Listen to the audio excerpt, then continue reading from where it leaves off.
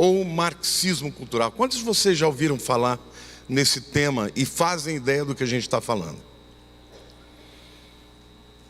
Bom, a gente antes de falar sobre marxismo cultural e antes de falar sobre revolução cultural, nós temos que falar um pouquinho sobre o início de tudo isso que é Karl Marx.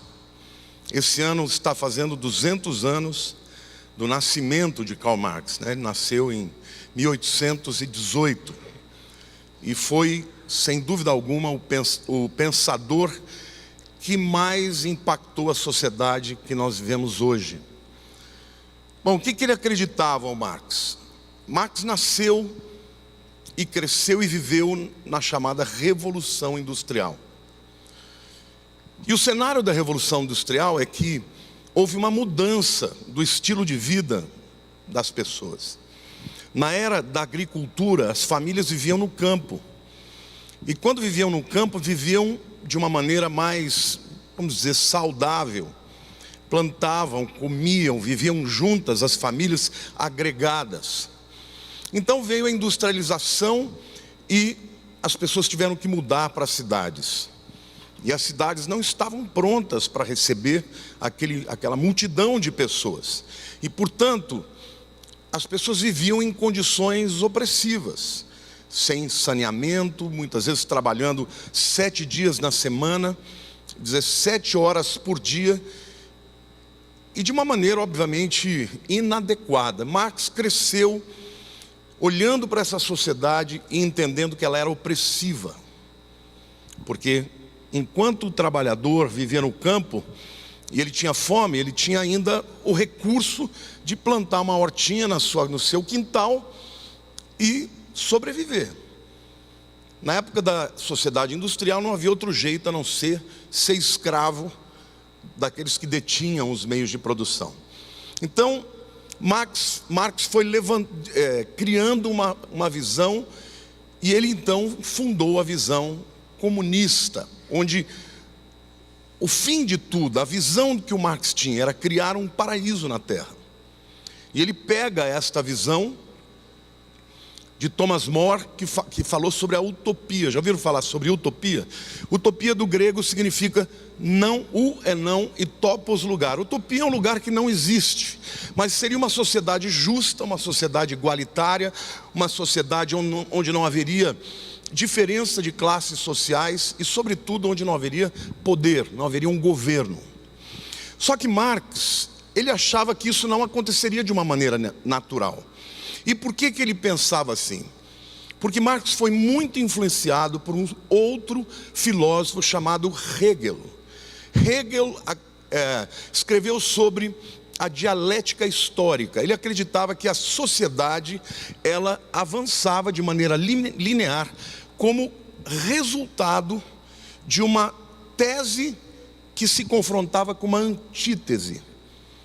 E deste clash, dessa guerra, desta, vamos dizer assim, confrontação, surgiria uma síntese melhor. Então, o que Hegel dizia é que toda vez que você tinha uma tese, que é o status quo, e vinha uma antítese que a confrontava de maneira violenta, o resultado disso seria uma síntese, ou seja, um resultado ainda melhor. Ok? O princípio hegeliano era o seguinte: faça o mal e virá o bem. Gere o caos e virá a ordem. Marx levou essa dialética para a praxis, levou essa dialética para a prática. Ele não acreditava que a sociedade chegaria ao estado utópico naturalmente.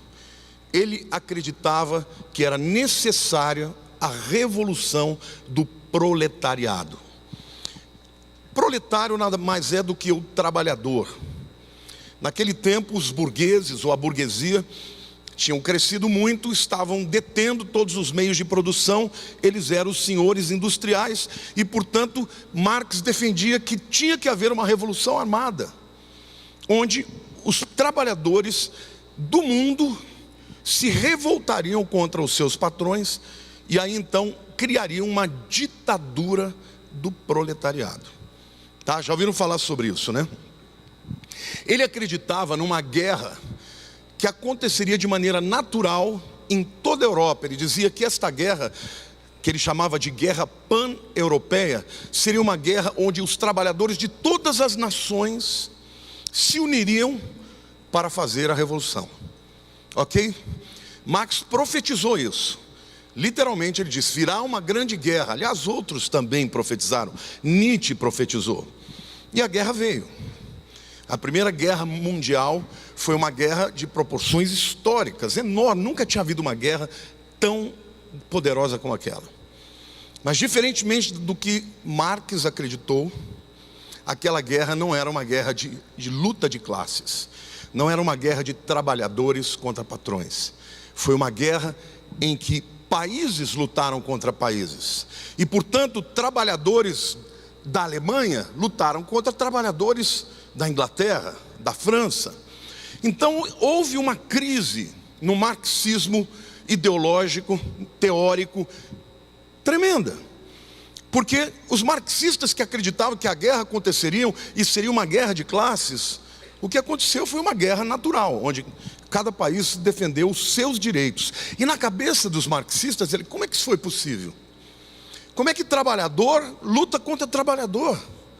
Como é que eles não percebem que nós só estabeleceremos um estado utópico se houver a sublevação, se houver o levante de trabalhador contra patrões?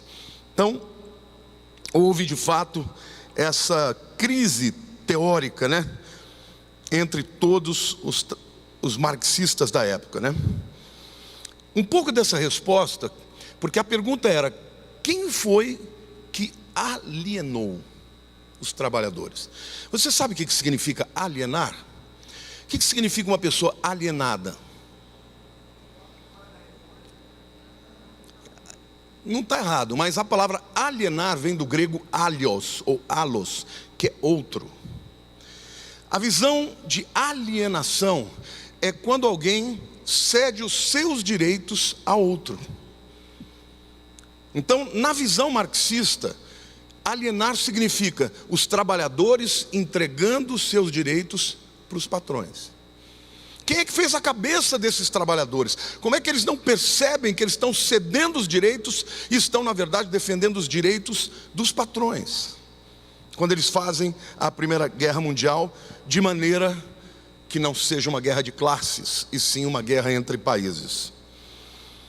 Desta crise surgiram dois grandes filósofos que influenciaram o mundo.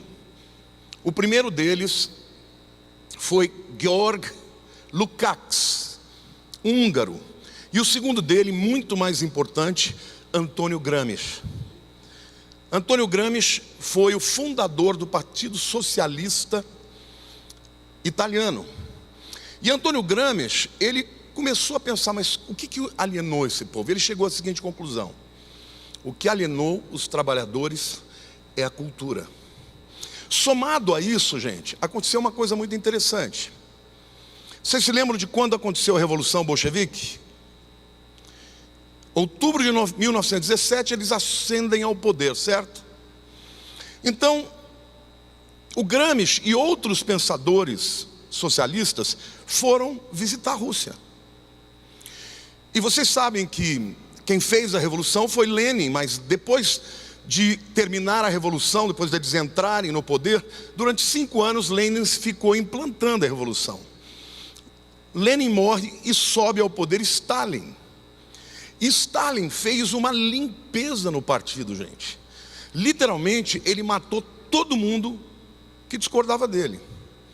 E quando esses socialistas chegam na Rússia, eles não veem uma ditadura do proletariado, eles veem o contrário, uma ditadura do partido. E eles perceberam que o partido era ainda mais opressor do que a sociedade anterior. E eles ficaram em crise. Então, crise porque não aconteceu a luta de classes mundial. Crise porque o único lugar onde deu certo e de fato aconteceu a revolução, quem ascende ao poder é Stalin e o partido. E lá a hierarquia era tão séria e a carnificina foi tão grande, irmãos, que dizem os livros, né, que quando uma pessoa, quando Stalin chegava no partido para fazer uma palestra, para fazer uma reunião, as pessoas o aplaudiam de pé. E ninguém parava de aplaudir, porque as pessoas tinham medo que se parassem de aplaudir, ele mandava matá-las. Muito amor no coração. Então, mas por que isso? Porque na verdade, eles acreditavam na força do mal, que redundaria no bem. Vocês não entendem o porquê, que o que está por debaixo de toda a visão marxista é que os fins sempre justificam os meios. Você pode saber, uma pessoa marxista, ela não se importa em mentir, ela não se importa em falar mentira, ela não se importa em dizer uma coisa que eles chamam de propaganda e por trás ter uma outra verdade subreptícia. Por quê? Porque na mentalidade marxista, o mal gera o bem. Aliás, isso já vem mais de trás. Quando Goethe escreveu o Fausto, o demônio Mefistófeles aparece para o Fausto e o Fausto pergunta: quem é você? Ele diz: eu sou a força do mal que cria toda a vida. Então é literalmente a visão marxista, é que para você produzir o estado utópico, tá? Primeiro tem que passar pela ditadura do proletariado. E num estágio final, porque segundo Marx, esta ditadura ela não seria perene, depois delas se estabelecerem, depois de ruírem todas as bases, vamos dizer assim, as bases da sociedade capitalista, então viria o estado utópico. Mas na prática não foi o que aconteceu. E quando Gramsci volta, ele começa a pensar: mas o que determinou isso? O que foi que fez que, uma vez que a revolução foi feita, não é o proletariado que está no poder, mas é o partido. E o partido com poucos no poder, mandando sobre todos os outros e sobre também os proletários. Ele disse: é a cultura. Gramsci desenvolveu a seguinte teoria: o que sustenta o Estado é a cultura. E quando ele fala de cultura, ele fala da cultura ocidental, capitalista, burguesa. Ele diz que existem 3 pilares que sustentam essa cultura. Isso é muito importante no pensamento de Gramsci, até porque Gramsci é chamado de a filosofia vencedora. Saibam de uma coisa: em todas as universidades do mundo, o pensamento que prevaleceu é o pensamento de Gramsci. O que ele dizia? As 3 colunas que sustentam a sociedade, a civilização ocidental é: primeira, a ética judaico-cristã. Portanto, cristianismo, porque judaísmo é pouco, né? Não tem tantos judeus, mas principalmente a ética judaico-cristã. O segundo pilar é a filosofia grega. E o terceiro pilar é o direito romano.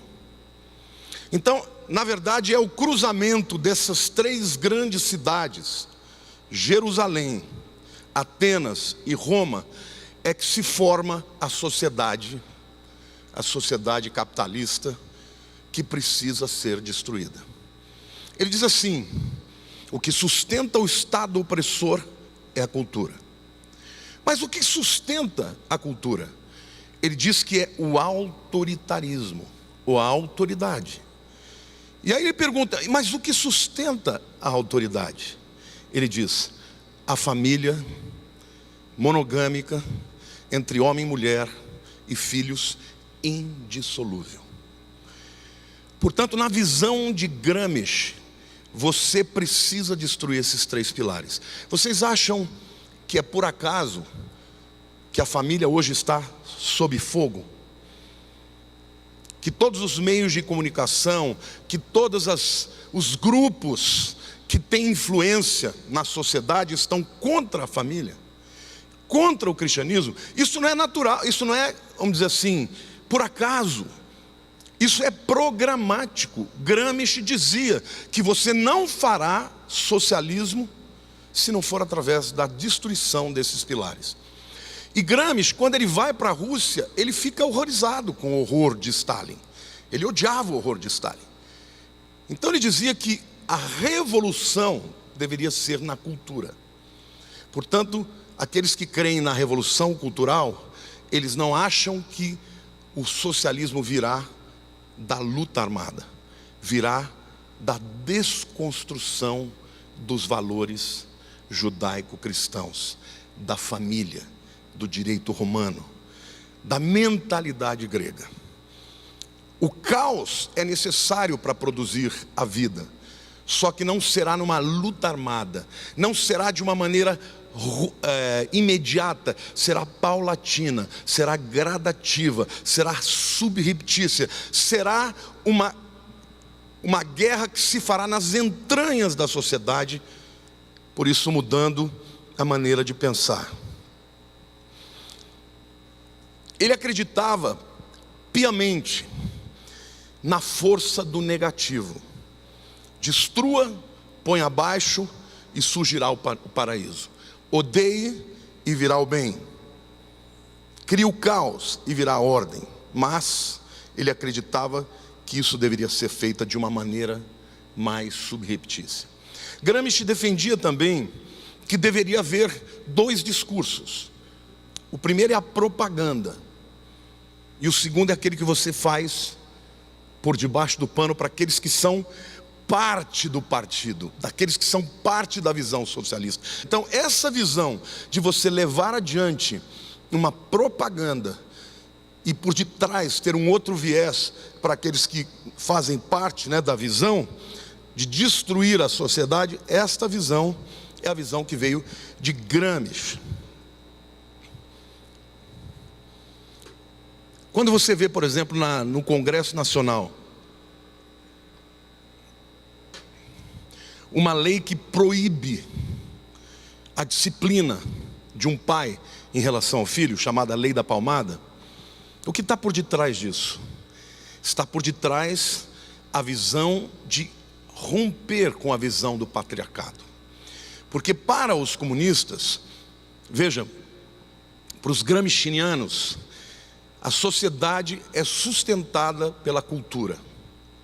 Desculpe, o Estado é pela cultura. A cultura é sustentada pelo autoritarismo, e especificamente a autoridade patriarcal. Que ele dizia, os filhos são criados debaixo dessa sociedade patriarcal e depois eles se tornam patriarcalistas na sociedade. Então você não deixa de romper. Você não pode romper com os princípios patriarcais na sociedade se você não romper com o patriarcado na família. Então, a propaganda tem muita violência, tem muitas crianças sendo espancadas. A verdade vamos acabar com a autoridade do pai, com a autoridade na família. Esse é o sistema gramsciano. Ele acreditava que a família burguesa, a família cristã, só existia para perpetuar a propriedade privada. Ele literalmente escreve assim: quando você tem filhos, você luta para construir algo para eles. Quando você destrói a família, você já não tem tanta necessidade de perpetuar a propriedade privada. Vocês estão entendendo, irmãos? Eles não estão nem um pouco preocupados com a ética, com a moral, com os indivíduos, com o ser humano. Eles estão preocupados em fazer ruir os pilares capitalistas, que segundo eles, a própria família, que na visão deles, a família judaico-cristã, essa família monogâmica, ela é ruim para o socialismo. Então tem que acabar. Agora, a gente percebe claramente a diferença entre o discurso e a prática. Por exemplo, o discurso do casamento gay, ou da união civil entre homossexuais. O discurso coitados deles. Você nunca vai poder, uma pessoa não pode ser feliz se ela não puder se casar com alguém. O que está por detrás disso? Acabar com a família. E a prova disso, irmãos, é que nunca foram tantos mortos gays como nas revoluções socialistas. Perguntem aos cubanos quantos gays foram para o El Paredón. simplesmente por serem gays. Pergunta para aqueles que estão na União Soviética quantos gays foram para os gulags. Já ouviram falar dos gulags? Que eram campos de concentração, de trabalho forçado. E o indivíduo ia para lá só porque era gay. Mas no discurso socialista, não. Nós precisamos nos preocupar com eles. Tá? Então, o que está por detrás do discurso é: vamos acabar com a família, porque a família é um dos pilares. Quais são os 3 pilares para Gramsci? A ética judaico-cristã, filosofia grega, direito romano. Ok. Então, na visão gramsciana, é muito importante vocês entenderem isso. Gramsci ele foi para a União Soviética por volta dos anos 20. E ele volta da União Soviética com a convicção de que a visão marxista era boa, mas os instrumentos para se atingir o socialismo estavam errados. Então nasce a partir daí o marxismo cultural, que é o que governa hoje, irmãos.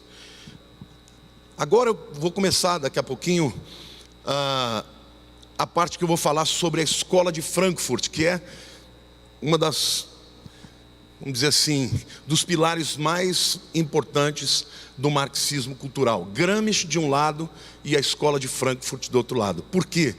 Porque toda a sociedade ocidental hoje está baseada nesta visão, na visão da escola de Frankfurt. O socialismo jamais viria através da luta armada. Tá? O que o socialista crê até hoje? Numa sociedade utópica, justa, sem opressores, sem poder, sem diferença de classes, onde todo mundo vive numa boa, sem Deus. Parece a voz de quem, irmãos? Serpente, né? Ah, Deus está dizendo isso, que vai ser tudo muito bom se vocês obedecerem. Mentira. Vocês podem ser como Deus. Descubram, dá para viver sem Deus, tá? No final eu quero passar um vídeo para vocês, que é um vídeo muito interessante, é rapidinho, 6 minutos, mas que é na verdade um briefing dessa revolução cultural. Recapitulando, quando foi o momento que a visão marxista tradicional começou a ruir diante de todos os teóricos marxistas? A visão de quem? Não, a filosofia grega é a mentalidade lógica. A mentalidade comunista, ou vamos dizer assim, marxista, não é uma mentalidade lógica, é uma mentalidade dialética. Tá? Ele acredita o seguinte, que você não avança em nenhuma área se não for através da dialética, do raciocínio dialético, a tese, a antítese e a síntese. Tá? A filosofia grega é uma filosofia muito mais ampla. A própria ética, né, de Aristóteles é diferente da ética, a ética do homem bom, a ética de você ser digno. Isso tem que acabar, porque não vai avançar dessa maneira, vai avançar através do clash, vai avançar através de uma mentalidade dialética. Você só substitui anulando, destruindo. É desse confronto entre a tese e a síntese, a tese e a antítese, que virá uma síntese melhor, tá? Então a Primeira Guerra Mundial provocou uma crise no marxismo teórico, porque os trabalhadores lutavam uns contra os outros, ao invés de se unirem para fazer a chamada Guerra Pan-Europeia. A pergunta: quem alienou esses trabalhadores? Nada mais é do que a cultura ocidental, judaico-cristã, e isso precisava acabar. A civilização ocidental precisava acabar. Essa era a visão de Gramsci e de Georg Lukács, o húngaro. Mas Georg Lukács, ele foi para a Alemanha e lá ele conhece um homem muito importante chamado Felix Weil, ou como alguns pronunciam, Felix Weil, mas no alemão é Weil. Felix Weil era um filhinho de papai, um milionário. Aliás, a maioria daqueles pensadores socialistas que queriam destruir o capitalismo eram ricos. E Felix Weil, então, ele é filho de um comerciante de soja, que numa das suas viagens vai para a Argentina, e Felix Weil nasce na Argentina. Quando ele volta para a Alemanha, já com uma visão socialista, ele conhece um homem chamado Karl Korsch, que era um socialista, e eles juntos com o Georg Lukács resolvem juntar alguns pensadores para discutir a sociedade capitalista e destruí-la. Eles se juntam e criam um instituto chamado Marx Engels. Todos vocês sabem que Engels foi o grande amigo de Marx, e juntos eles escreveram o Manifesto Comunista, que eu já li todo. Então, num primeiro momento eles iam chamar aquele instituto de Marx Engels, mas depois eles perceberam que eles estavam dando muita bandeira. E eles passaram a chamar aquele instituto de Instituto para Estudos Sociais, que foi posteriormente transferido para a escola de Frankfurt, na cidade de Frankfurt, e passou a ser chamado de Escola de Frankfurt. Esse Felix Weil foi importante porque na cabeça dele ele fez o seguinte: quanto é que ganha um professor alemão? Então ele pegou a média de um professor universitário alemão e multiplicou isso por 60 anos. E pegou o dinheiro e investiu para bancar todos aqueles intelectuais só para discutir como é que eles iam acabar com o capitalismo. Desse grupo de pessoas, um se tornou muito importante. Aliás, os 3 maiores pensadores da escola de Frankfurt são Max Horkheimer, esse é o cabeça de todos. O outro é o Theodor Adorno, que junto com Horkheimer escreveu alguns textos, alguns livros interessantes, eu estou lendo alguns deles. E o terceiro, que é o mais famoso, o mais popular, que é o Herbert Marcuse. Quantos de vocês já ouviram falar desses camaradas? Esses camaradas mudaram o mundo, irmãos. E eu vou mostrar para vocês depois como é que eles fizeram isso.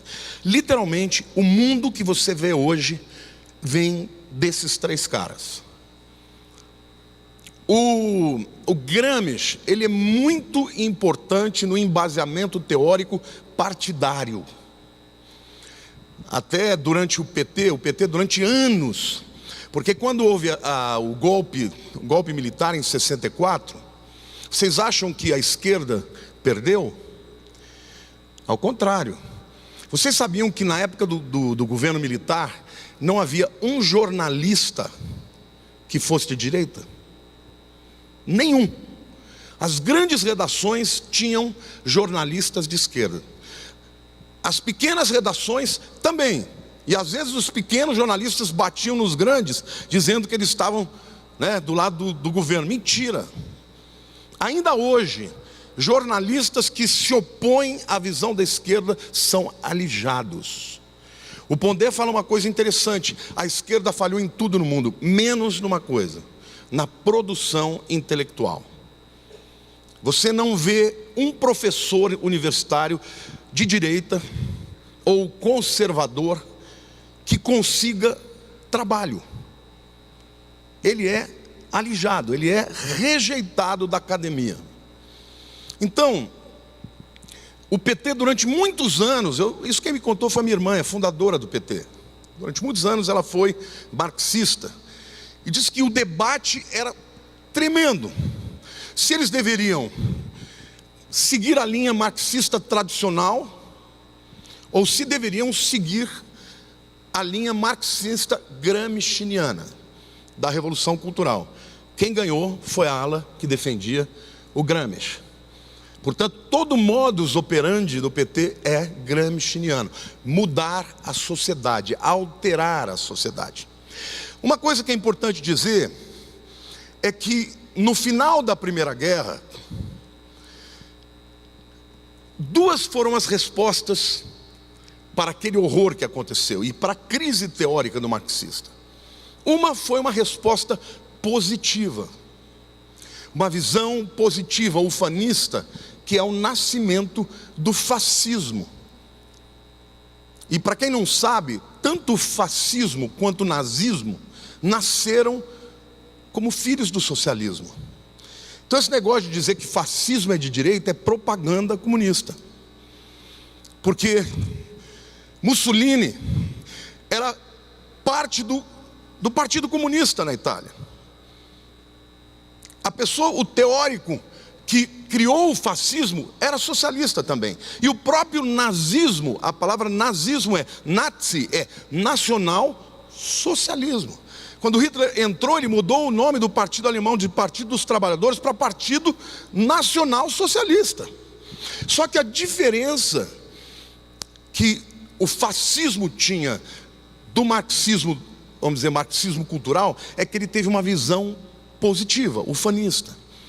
Eles acreditavam na estatização, eles acreditavam que você tinha que tirar os meios de produção do setor privado e colocar no setor governamental.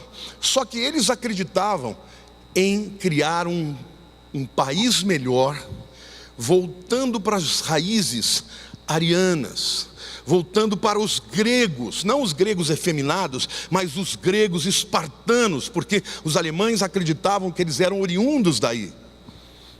Além da sociedade ariana, que era uma sociedade primitiva, mas muito nobre. É o que Hitler chamava de primitismo selvagem. Desculpe, primitivo selvagem não, é a nobreza selvagem. Hitler acreditava que queria criar um país, uma Alemanha forte, voltando para trás. Era de uma forma ufanista. E ele conseguiu fazer a revolução desse jeito, dizendo para o alemão: vocês que estão destruídos por causa da Primeira Guerra, destruídos por causa do Tratado de Versalhes, não vou pagar mais esses camaradas e nós vamos dominar o mundo. E vamos estabelecer um Estado de 1000 anos de poder. Então essa foi a primeira visão, a visão ufanista e positiva, que é a visão fascista, da qual o nazismo é um segmento.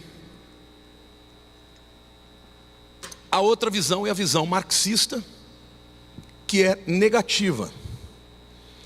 Eles diziam: que negócio é esse de voltar para as bases? Que isso é uma balela, isso é uma mentira. Nós temos que acabar com isso. Na verdade, o mundo só vai melhorar quando você fizer ruir tudo.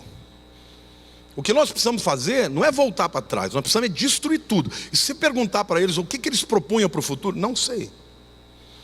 Eu não tenho proposta, eu só sei de uma coisa: nós vamos destruir, e dessa destruição vai surgir alguma coisa melhor. A visão deles era uma visão pessimista. Eles não acreditavam que a sociedade ocidental tinha cura. Não, tinha que destruir tudo. Principalmente esses 3 valores. Quais são? Ética judaico-cristã, filosofia grega e direito romano. Ok? Dentro de uma estrutura onde o que segura o Estado é a cultura. O que segura a cultura é o autoritarismo. O que segura o autoritarismo é a família judaico-cristã. Família entre homem e mulher. O desafio deles, da escola de Frankfurt, é: quem nos livrará dessa civilização, dessa poção mágica e pestilenta, eles chamavam dessa civilização ocidental. Então eles se puseram a estudar. O Herbert Marcuse, é importante dizer que esses caras eram, na maioria, judeus. E no início dos anos 30, o que aconteceu? Sobe ao poder Hitler. E a quem Hitler culpou do fracasso da Alemanha? Quem? Os judeus. E esses caras estavam onde? Na Alemanha. E eles tiveram que fugir. Primeiro eles foram para a França, ficaram um pouquinho lá e foram para onde? Para os Estados Unidos. E nos Estados Unidos, quando eles chegaram lá, eles começaram a perceber que aquela sociedade americana era muito parecida com a sociedade repressiva na Alemanha. E eles começaram a afirmar que os americanos eram tão fascistas quanto os alemães. Ué, então por que eles foram embora da Alemanha? É mais ou menos como, por exemplo, o indivíduo que está em Cuba e fala: eu vou fugir do inferno cubano para ir para o inferno em Miami. E o inferno lá em Miami é tão ruim que eu estou disposto a enfrentar os tubarões. Mas foi o que aconteceu.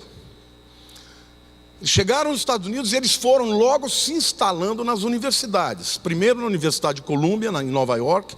Depois na Universidade em San Diego, na Califórnia. E por último na Universidade de Chicago. E durante anos eles começaram a criar um sistema de criticar a sociedade americana, afirmando que eles eram fascistas. E sabe por que eles fizeram isso, irmãos? São muito inteligentes. E eles perceberam que os americanos, durante a época da Segunda Guerra, a coisa que eles mais odiavam eram os alemães. Então eles começaram a acusar os americanos, da sociedade americana, de ser exatamente aquilo que eles mais odiavam. E começaram a fazer a cabeça dos jovens para estabelecer o marxismo cultural lá nos Estados Unidos. Agora é muito importante que vocês entendam o seguinte: o princípio da escola de Frankfurt, do marxismo cultural, é desconstruir. Você já ouviu falar de escolas desconstrutivistas? Quantos aqui já ouviram falar? O que eles vão desconstruir? Os valores da sociedade ocidental. Você já ouviu falar de escolas que dizem: a nossa escola é boa, porque ela ensina o nosso povo a criticar. A criticar o quê? Os princípios da sociedade ocidental. Isso tudo faz parte desse marxismo cultural, porque é necessário destruir a civilização para que das cinzas nasça algo melhor. Eles eram tão críticos, mas tão críticos, que, por exemplo, o Theodor Adorno, porque cada um deles escrevia mais numa área específica. O Theodor Adorno, ele escreve muito a respeito da cultura. Então ele dizia que você assoviar era um ato opressivo, porque era uma tentativa de você dominar a música, a melodia, e a música deveria ser livre. Essas coisas que esses teóricos escrevem, e os intelectuais falam: ai, que legal. Eles tinham de fato essa convicção de que destruindo todas as bases e os princípios nasceria algo mais. Bom, Max Horkheimer e Theodor Adorno escreveram um livro chamado Personalidade Autoritária, que eu estou lendo. E eles descrevem então uma ligação íntima do capitalismo com a sociedade ocidental e o fascismo, tá? E aí eles fizeram um revisionismo histórico diabólico, explicando tudo que havia de ruim na sociedade americana e comparando ao fascismo. Lembrem-se que para eles mais importante era a propaganda do que a verdade. Bom, quando eles se instalam lá na Universidade de Colômbia, a personalidade autoritária, eles criam uma escala F de fascismo. É interessante, eu estou lendo esse livro também. Ele cria uma escala F de fascismo, nesse livro Personalidade Autoritária. E ele diz que dá para você medir quão fascista você é, dependendo da maneira como você defende ou é contra alguns aspectos que ele vai citar aqui. Por exemplo, onde é que estão os traços do fascismo que nós temos? Quantos aqui querem saber quão fascistas vocês são? Por exemplo, ele diz que o fascismo se manifesta quando você valoriza a família. Se você defende a família, então você é um fascista. Um pontinho lá. O fascismo se manifesta quando você valoriza a religião. O fascismo, isso tudo está no livro dele, se manifesta quando você valoriza a propriedade privada. Quantos aqui estão nos três? Fascistas. O fascismo se manifesta quando você valoriza o mercado livre. Quantos aqui são favoráveis ao mercado livre? O fascismo se manifesta quando você valoriza os valores da sexualidade tradicional. Como é que é possível uma pessoa que valoriza a família ser fascista, gente? Eles explicam isso dizendo que o pai, na família tradicional, ele é autoritário. Sabe o que eles dizem, queridos? Eles dizem que, por exemplo, sexo e amor não tem nada a ver uma coisa com a outra. Diz que esse negócio de haver amor na relação sexual é visão socialista judaico-cristã. Literalmente ele diz o seguinte, que esta relação de ternura faz com que a mulher se subjugue ao homem e assim perpetue o autoritarismo. E aí a mulher, ao invés de criar os seus filhos de maneira livre, ela se junta ao marido, porque ela está debaixo da opressão daquele que detém o dinheiro, aquele que banca a casa, e cria-se, portanto, se perpetua uma sociedade autoritária. Então, vocês perguntam, por que hoje os marxistas defendem o feminismo por amor às mulheres? Não, porque eles querem destruir a família judaico-cristã. Por que eles pregam o sexo livre e querem destruir a instituição do casamento? Porque para eles aqui está a base de toda a sociedade ocidental. E eles fizeram isso de maneira muito consciente lá nos Estados Unidos. Por quê? Porque os Estados Unidos são o país do mundo que é o suprassumo da visão ocidental. Se existe um lugar onde a visão ocidental do mercado livre, do capitalismo, chegou ao ápice, são os Estados Unidos. Então eles vão para lá, usufruem de toda a liberdade que tem, porque hoje os americanos sempre defenderam, o free speech, a liberdade de você falar o que quer. Mas desta visão também marxista cultural nasce o politicamente correto. Porque na visão deles, você não pode falar o que você quiser, porque se você falar o que você quiser me ferir. Vocês estão percebendo como até isso não está mais sendo permitido hoje? Agora, eles podem dizer o que eles quiserem, mas nós não podemos dizer o que nós pensamos, porque isso vai ferir a todos eles, A própria lei da palmada, como eu citei. Quantos aqui já ouviram falar do movimento hippie? Quantos aqui já ouviram falar de Woodstock? Esses movimentos, irmãos, vieram 15 a 20 anos depois que Herbert Marcuse escreveu um livro chamado Eros e Civilização. Esse livro é interessantíssimo, esse eu já li. Nesse livro, ele fala literalmente que é necessário você ter uma sexualidade polimorfa.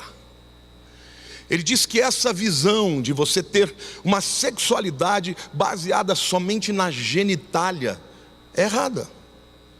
Ele diz, você tem que gerar uma sociedade que seja erotizada. Olha a visão desse Marcuse. Ele dizia o seguinte, o homem, e ele escreve esse livro Eros e Sexualidade, analisando Freud. e especialmente a psicanálise. Ele diz o seguinte: o homem que se reprime, ele fica nervoso, ele fica com raiva. Quando você não faz sexo com quem você quer, do jeito que você quer, você fica bravo. E essa repressão, Freud já dizia, é ruim para a sexualidade. Quando o homem não faz sexo e fica bravo, o que ele faz? Guerra. E ele dizia: por que os americanos fazem tanta guerra? Porque eles não fazem sexo. E quando ele faz guerra, ele conquista outros territórios, e com isso ele favorece ao capitalismo. Vocês já ouviram a frase, faça amor e não faça guerra? É de Herbert Marcuse. 15 a 20 anos antes disso aparecer em Woodstock. Vocês já viram de falar, paz e amor, bicho? Ele cunhou esses termos. Paz é não faça guerra. Amor é faça sexo. Transe à vontade. Porque na cabeça deles, quanto mais o indivíduo transa, menos ele faz guerra. Não fazendo guerra, ele não conquista. Não conquistando, o sistema capitalista vai se derretendo. Eles dizem, quando ele escreve, o Horkheimer fala da teoria crítica. Quantos já ouviram falar desse livro? No livro da teoria crítica, ele diz que você tem que criticar tudo. E ele diz que a sociedade não suportará a crítica e vai derreter como gelo ao sol. Então, dentro dessa mentalidade, eu estou citando muitas coisas aqui soltas para você perceber como esses camaradas influenciaram o mundo. Os anos 60, a revolução sexual começou na cabeça desses camaradas. Então hoje, quando você vê nas escolas, até na escola média, os jovens vindo com esse discurso, isso é repressão, isso daí é um discurso burguês, vem deles. Agora não se esqueçam, qual é o objetivo desses camaradas? Destruírem a visão judaico-cristã, a mentalidade grega e o direito romano. Através do embate, do processo dialético, acreditando que o que virá é bom. Mas eles não propõem nada. O que eles propõem é vamos destruir. E o que virá depois será melhor. Então, essa tese do Marcuse demorou quase 20 anos para ser colocada em prática através desses movimentos culturais, né? Ele dizia o seguinte: o americano é puritano, porque tem uma moral tradicional. Ele reprime o sexo, fica agressivo, por isso faz guerra, e é oportuno para o sistema capitalista, porque ele precisa de novos mercados. Então, conquistar de maneira imperialista acontece muito mais numa sociedade eticamente falando conservadora. Então ele diz que o americano heterossexual, monogâmico, adoraria fazer sexo livre, mas o sistema opressor, a cultura ocidental, o reprime com a ética judaico-cristã, porque não exerce a sexualidade, fica agressivo e faz guerra. Então o que ele diz? Nós precisamos fazer com que esse puritano e reprimido faça sexo. Queridos, não é à toa que os filmes de Hollywood, aliás, Hollywood é a maior propagandista do marxismo cultural. Toda a mentalidade de Hollywood, não se esqueçam, eles foram para a Califórnia, é essa visão, destruir. Lá estão todas as bandeiras que são contra a visão capitalista ou a visão conservadora. Ele escreveu sobre sexualidade polimorfa. Ele dizia que deveria haver uma transformação da libido da sexualidade, constrangida sobre a supremacia genital, para a erotização de toda a personalidade. Ou seja, sexo, papai e mamãe, não tem graça. Tem que descobrir tudo. Sabe essa coisa nova hoje de todos os jovens estão dizendo eu não sou hétero, eu sou bi. Vocês já repararam como isso está normal hoje no nosso meio? Até no meio da igreja, ela é chique. Os jovens dizem, eu sou bi, eu quero explorar tudo. Herbert Marcuse. Esses camaradas são tudo decrépitos, alguns já morreram, mas eles estão ainda dominando a mentalidade jovem de hoje. Isso é revolução cultural, irmãos.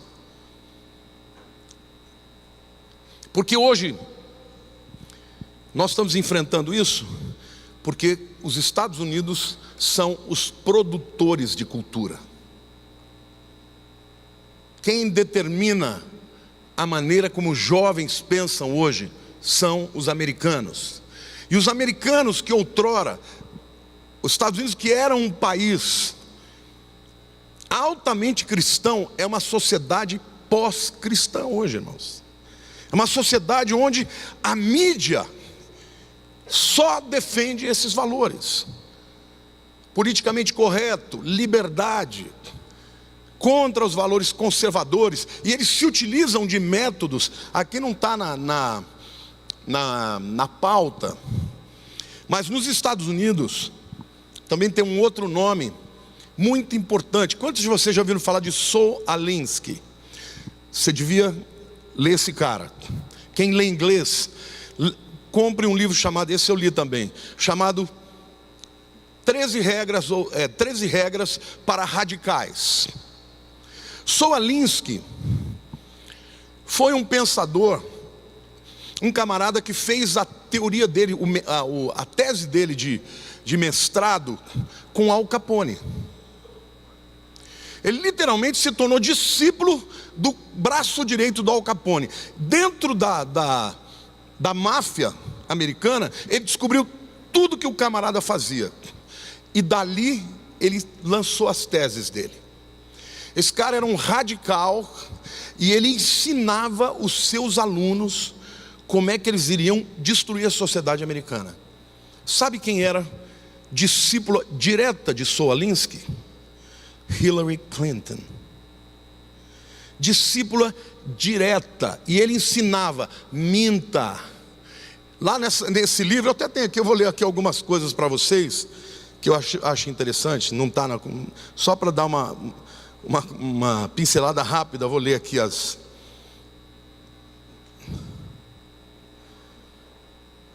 Deixa eu ver aqui. Autor. Ok. Alinsky. 13 táticas para radicais realistas. Vamos lá.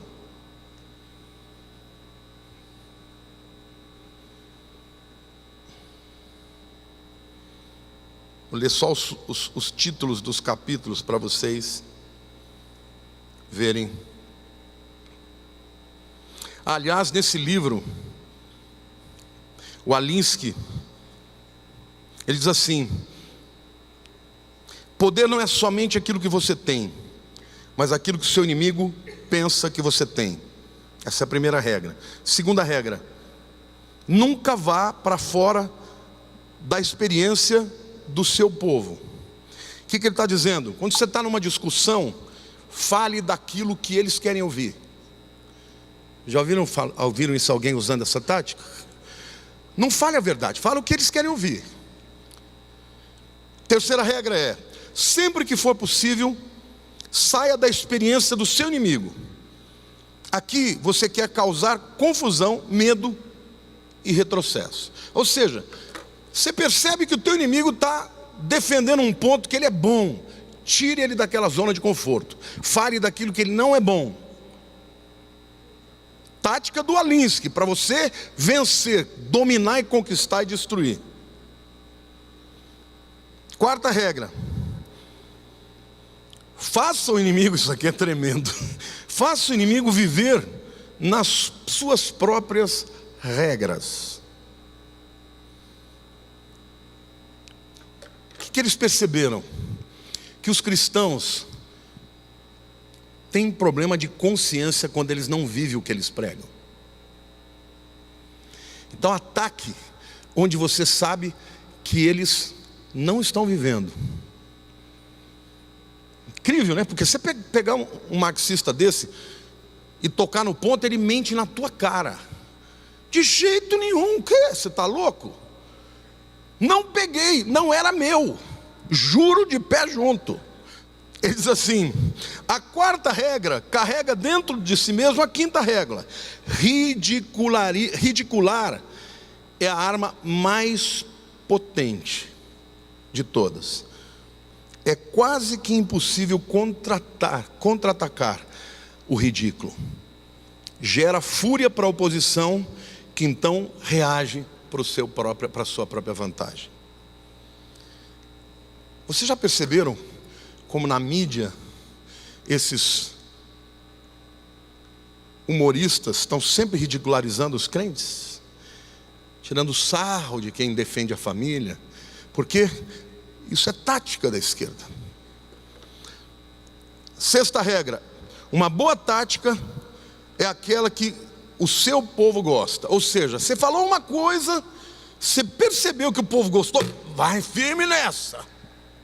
A verdade pouco importa. A sétima: uma tática que arrasta, uma tática que dure muito tempo se torna chata. Quando você perceber que o teu jeito de agir contra o seu inimigo está ficando, já está gastando, mude de tática. E daí por diante, esse camarada, quando ele fala ele termina para falar do seu livro. Quer ver? Deixa eu ver se eu encontro aqui. Ele faz uma apologia a Satanás, que ele diz que o primeiro radicalista que precisa ser exaltado foi o diabo, que ao se rebelar contra Deus, conquistou o seu próprio reino. Saul Alinsky foi professor e discipulador direto de Hillary Clinton. E o Barack Obama fez a sua tese de mestrado, não se esqueça, ele estudou, ele vem de Chicago, onde o marxismo cultural existia de maneira muito poderosa, também usou as táticas de Alinsky. Por que eu estou dizendo isso? Porque dos Estados Unidos partem todos os princípios contrários à sociedade ocidental judaico-cristã. Bom, em 68, Max Horkheimer escreve aquela teoria crítica, na qual ele ensina as pessoas a criticarem. Ele percebe que o que segura o Estado, essa visão é dele. O que segura o Estado é o que mesmo? A cultura. O que segura a cultura? O autoritarismo. O que segura o autoritarismo? A família. Ele escreve um livro chamado Authority and Family. Esse livro não tem em português. Ele diz assim: a associação entre ternura e sexualidade é historicamente condicionada e não é de forma alguma o processo original e natural ao homem. Assim como amizade e fraternidade se tornam naturais ao homem, eles estão entre os elementos que ocupam um certo papel no desenvolvimento social. O que ele está dizendo? Amizade, isso é coisa para amigos. Sexualidade não combina com ternura. Sexo é sexo, ternura é ternura. Quando você junta as duas, você cria uma família repressiva. Essa é a mentalidade deles. Então, se eu perguntar para vocês o que é o marxismo cultural, vamos recapitular? Primeiro, é um marxismo heterodoxo, porque ele não usa a metodologia de Marx, que era fazer com que o socialismo acontecesse através da luta armada. Qual é o método dele? Mudar a cultura. Gramsci falava claramente. Ele usou a figura da pirâmide social de Marx, em que embaixo havia a infraestrutura, e em cima a superestrutura. Ele dizia: não adianta você mudar a infraestrutura, que para Marx era o que? Os poderes econômicos, os meios de produção. Não adianta você derrubar por baixo, você não vai conseguir, porque eles são muito poderosos, é uma coisa milenar. Você vai ter que mudar a superestrutura, que é a cultura, que significa religião, filosofia, artes, direito. Amém? Então, o marxismo cultural, ele nasce como uma revisão da visão marxista, porque depois da Primeira Guerra, eles perceberam e entenderam que a classe trabalhadora jamais iria lutar contra os seus patrões. Eles sempre iriam lutar uns contra os outros, porque a estrutura da sociedade capitalista era fundamentada em algo muito forte, que é a ética judaico-cristã sobre a fé e sobre a família. Por isso que, quando você vê tudo isso acontecendo, a mudança da sociedade, isso não é simplesmente porque o avanço das coisas é natural. Isso foi resultado de programa. E como eles entendiam que essa luta tinha que ser subreptícia, eles não divulgaram os seus sistemas. Eles entraram nas escolas, na academia e foram mudando. Quando Herbert Marcuse trouxe essa teoria de realmente vamos fazer sexo, porque se você fizer sexo, muito sexo, as pessoas vão virar mais paz e amor. E ao invés delas serem alienadas, elas vão ficar alienadas de uma forma boa, porque elas vão jogar contra o capitalismo.